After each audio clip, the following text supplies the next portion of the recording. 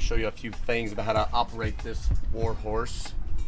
Right and wrong ways to do it. I'm going to show you the easy way to get the old gasoline here in the old Bodarooskies.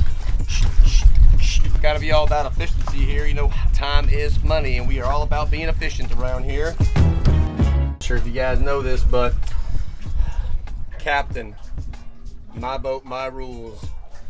Nice and tight, rolled up, no tangles, you know what I mean? You got to make sure that stuff looks good.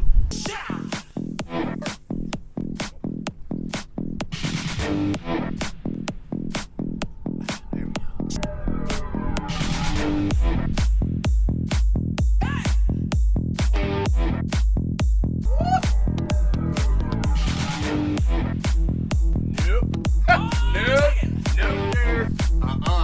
Not on this boat.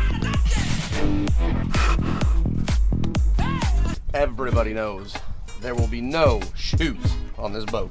No shoes. No shoes have touched this boat. None. No shoes. Shoes right there. See where them are? That is where they get parked. That is where they stay. They don't come inside this boat. No, sir, Bob. Whoop. Whoop. Make sure you get all that tension out. Perfect.